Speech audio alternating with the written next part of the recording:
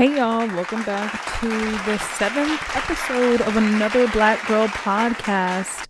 Technically, this episode should be the 6th because the last was the bonus, but whatever. Let's start the theme song. This is another Black Girl podcast. Black Girl. We're doing our best to make it last. This is another Black Girl podcast. Black Girl. We're doing our best to make it last.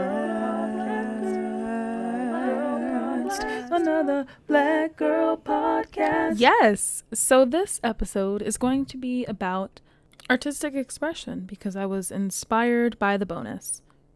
Well, I wouldn't really call it inspiration. I just have a funny story. And then from there, we're going to talk about some real stuff. So stay tuned.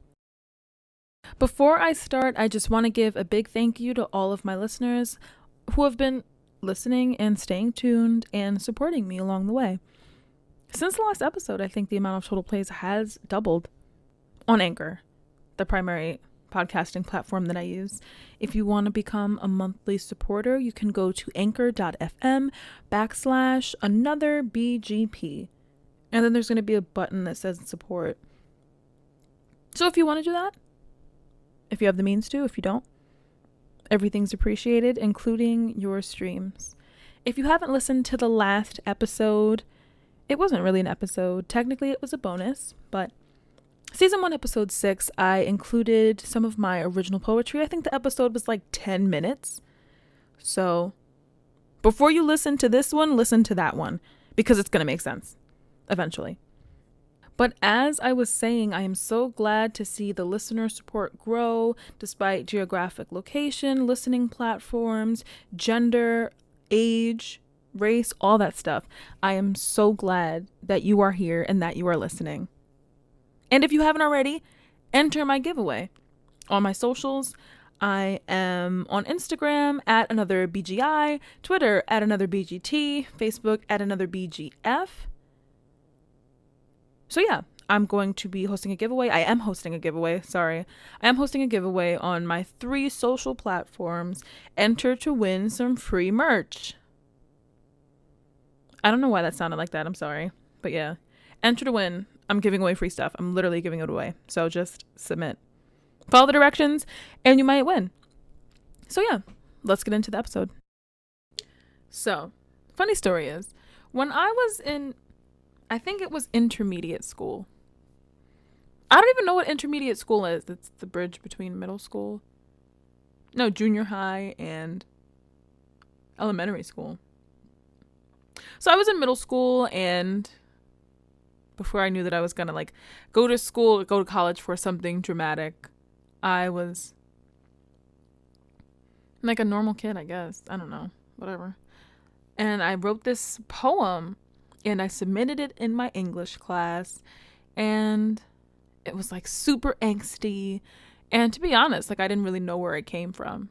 Like in middle school, and like sometimes like things will just come to me and I'll write them down and then like expand the idea.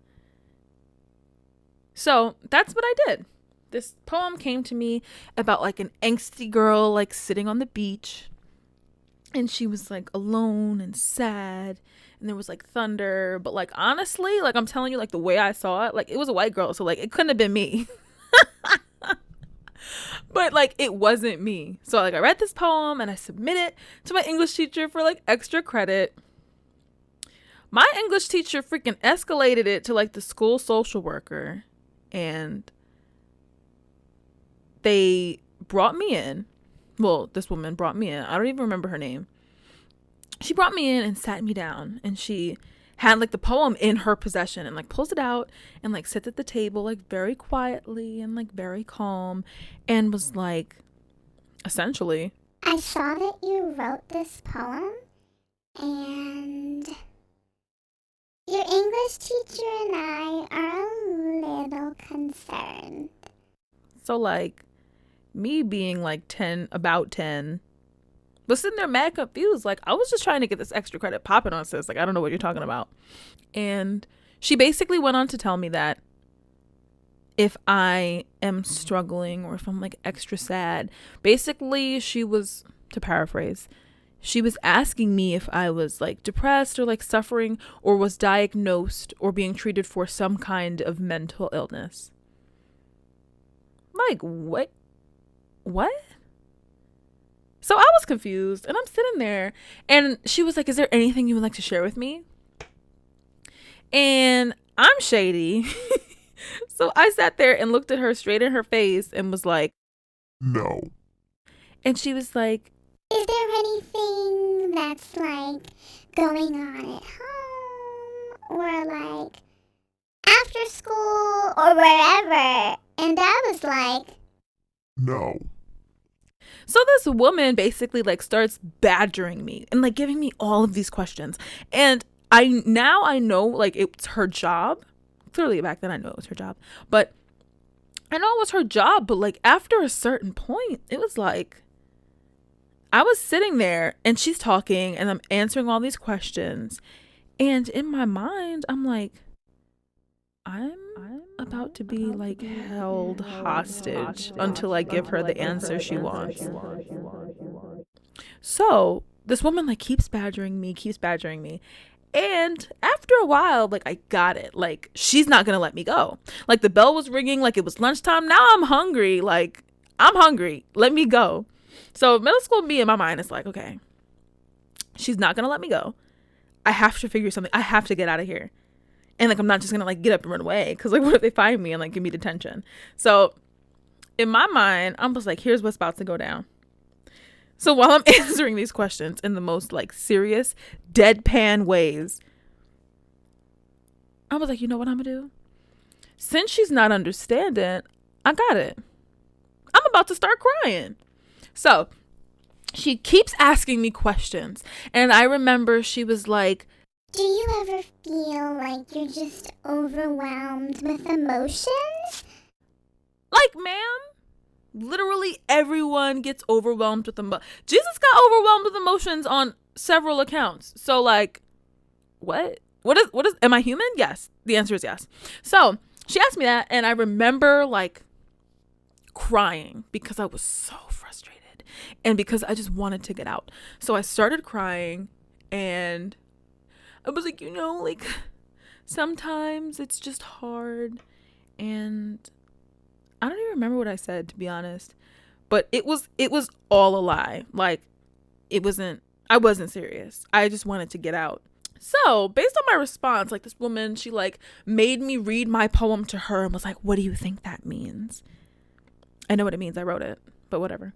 So this woman wound up letting me go when the day was over. She wound up calling my mom and telling her what was going on. So, in addition to being held hostage for a full school day, I had to go home and face my mother.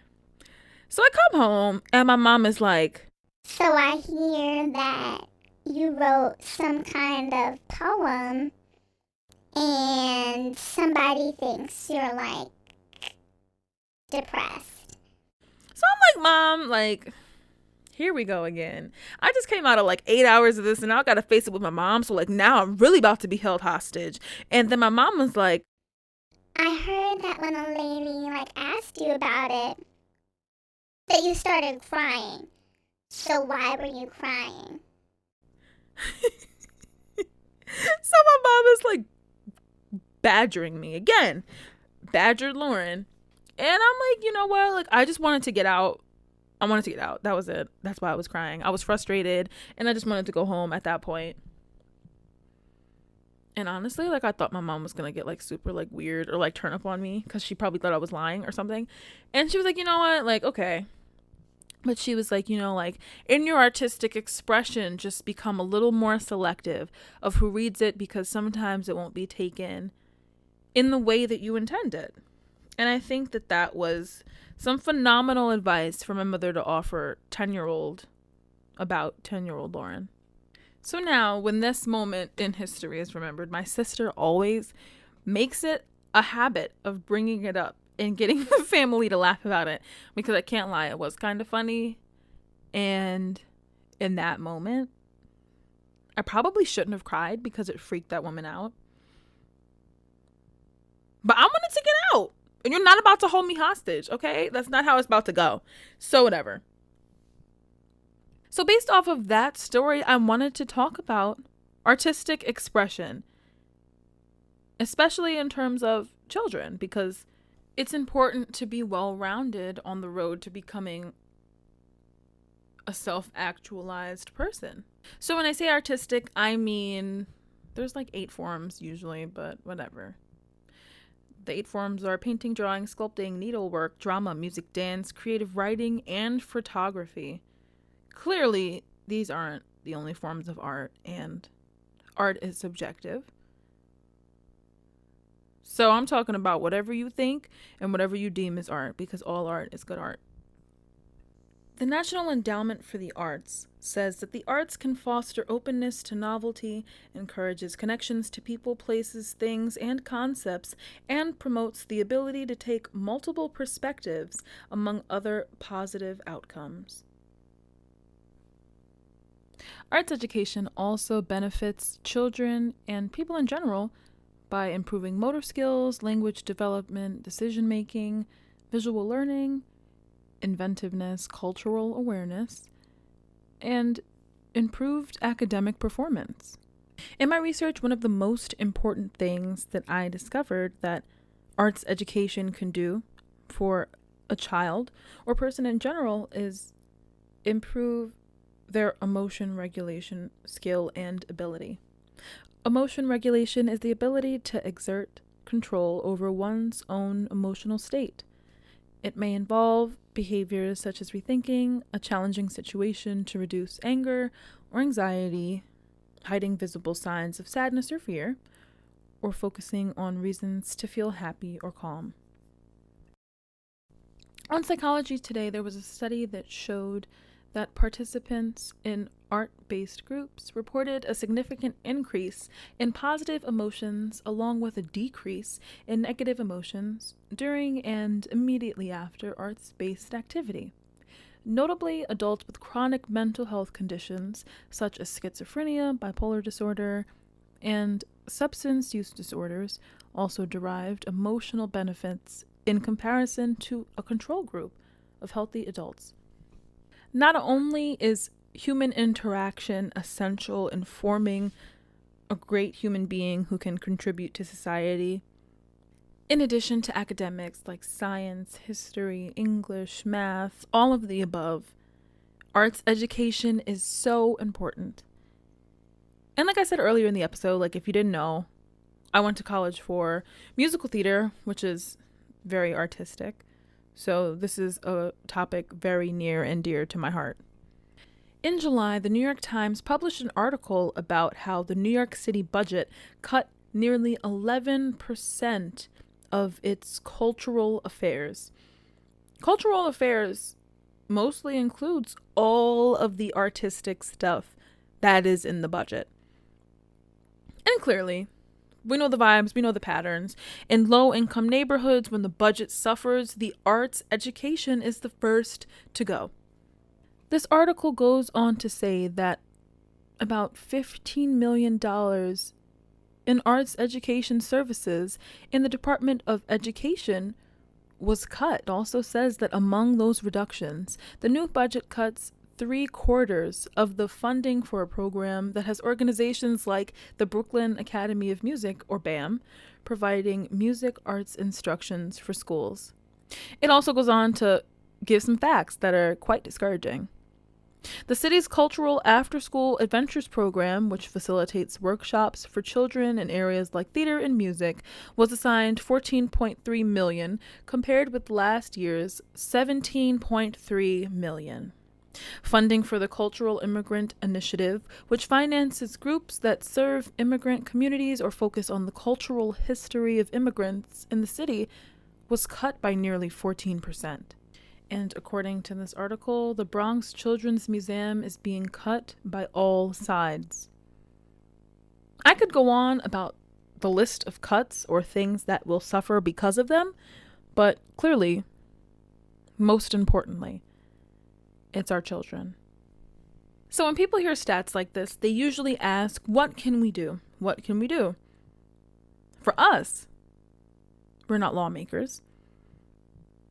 And it's quite easy and quite understandable to feel like your hands are tied because you aren't a cog in the machine. What you can do is advocate for a change. In a lot of these protests, the chants are usually as follows: no justice, no peace, no racist police. It usually has an expletive in there, but usually paired with that chant is one that subject matter resembles or touches on defunding the police. And that is the point I want to make. Defunding the police is so important. I can't speak about other states because, quite frankly, New Yorkers only care about New York. So the NYPD's budget was $6 billion. And recently, surprisingly, it was cut to $5 billion. So, on CNN, an article was posted, sorry about all the articles, that stated that the Department of Education, the Department of Health and Mental Hygiene, and the Department of Homelessness Services would be benefiting from this cut. In my opinion, defunding the police is a great thing because it can go towards the funding of social services. Like I said a couple seconds ago, mental health, social work, addiction, homelessness. These are all causes that need more funding. And even in terms of the National Endowment for the Arts, that source that I quoted earlier, according to this new budget, there's no money for them. So there's a lot that can be done. And we could have guessed that not everybody's going to be happy about this, but you know what? Whatever. And in the state of New York, crime has gone up in a pandemic. So we are facing multiple pandemics, yes, but $1 billion has been taken away from the police department to fund other social programs. And de Blasio said that it's going to be a balancing act because crime rates have only increased. And that's just the fact of the matter.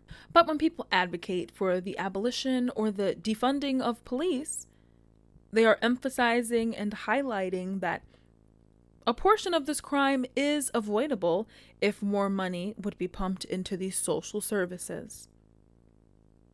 My reason for believing in the defunding and advocating for the defunding of the police is because I believe in the good of the community.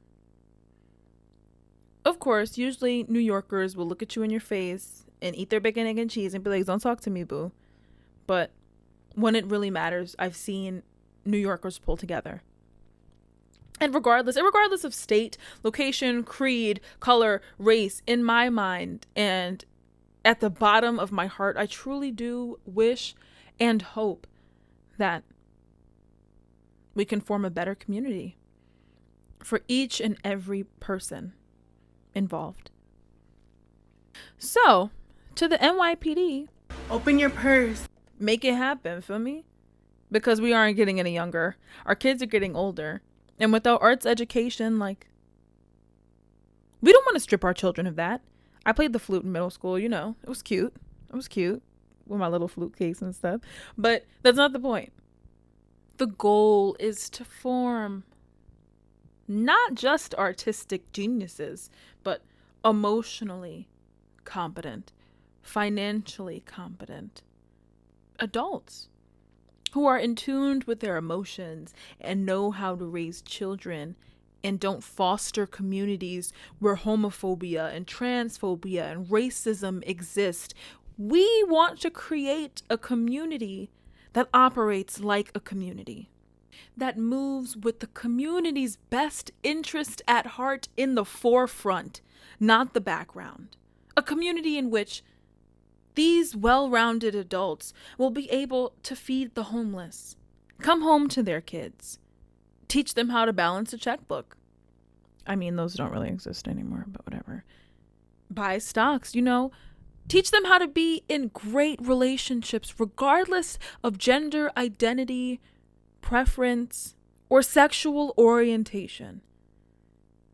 For the good of the community, not for the individual good. That is the goal. So getting off my soapbox, that ties into this episode and the bonus from last week, because art is important. And this is probably going to be a whole nother episode, but while the pandemic is doing what it does, a whole industry is out of commission. Artists are the salt of society. We are the ones that document, comment, and suggest better ways to operate through any era in history. So while you listen to this, please keep an artist in mind. And also you yourself, even if you don't have the resume, the qualifications, the agent, the headshot, whatever, you are still an artist, because there is an artist in all of us. I don't care if you're a photographer, an actor, a sculptor, a musician, a dancer, even if you organize them Skittles on your desk by color, or if you organize them files on your desk by letter or by number, you are still an artist. Why? Because there is an artist in all of us. There is an inner child in all of us that wants to explore its artistic side. As we get older and more jaded, as our hair begins to gray, we lose the artistic side of us. Don't let it go, because all of the things that I said contributes to the formation of great upstanding citizens, also contributes to who you are as a person.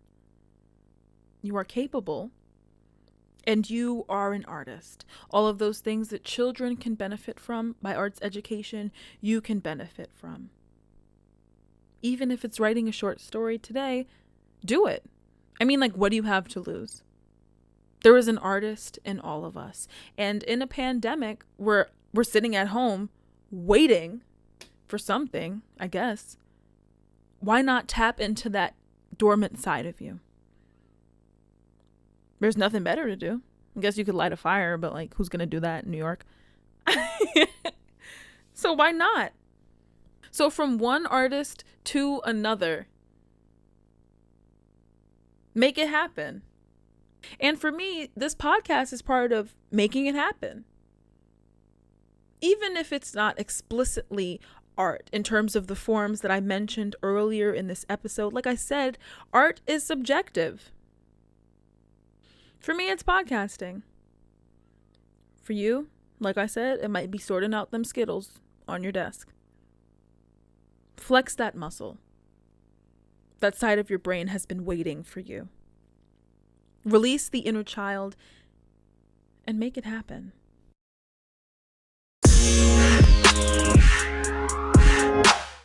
So for this episode, these affirmations are going to be really short, sweet, and simple. There's two. The first one is, I take the time and space that I need. Again, I take the time and space that I need. In the society in which we live, we usually think that we have to be productive because that is the currency which we build our lives upon. The first question we ask after who are you or what's your name is, what do you do?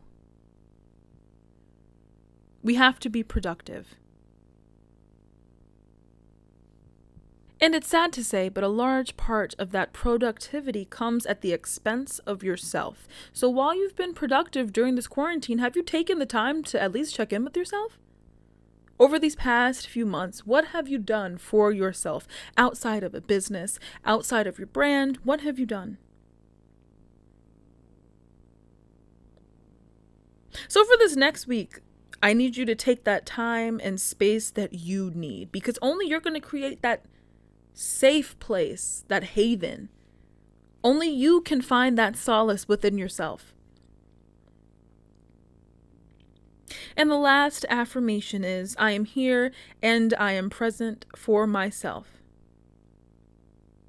Again, I am here and I am present for myself. These two go hand in hand, clearly. So make sure you are doing that. And being here and present can be you finding that artistic outlet.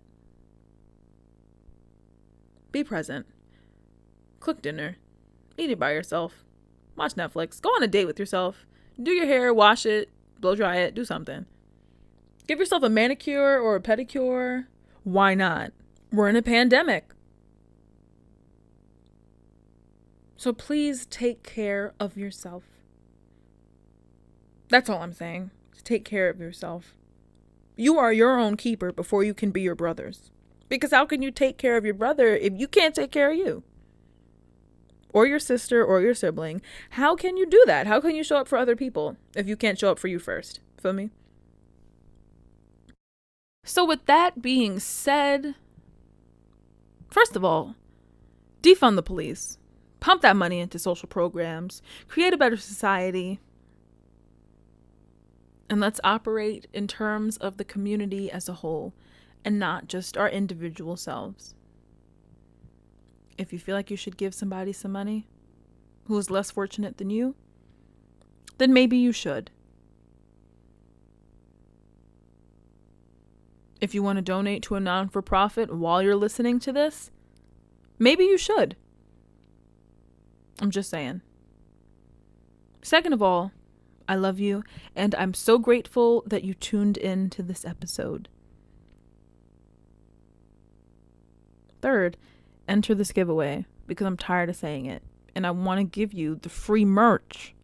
So enter. Fourth, follow me on the socials. Again, my Instagram is another BGI. My Facebook is another BGF. And my Twitter is another BGT. Thank you for tuning in to another episode. Regardless of country, language, location, age group, sexual orientation, and or gender identity, I love y'all, and I'm so grateful for you. I feel like I've been doing this and speaking to you for forever now, but it's only been a few months, which is very strange. So anyways, stay tuned. Follow me on the socials for more updates. I love you, and I'll speak to you soon. Wash your hands, stay safe, and the mask goes above your nose. From your internet friend, Lauren, Lori, Laura, whatever. This is another Black Girl Podcast. We're doing our best to make it last. This is another Black Girl Podcast. We're doing our best to make it last. Another Black Girl Podcast. Bye, y'all.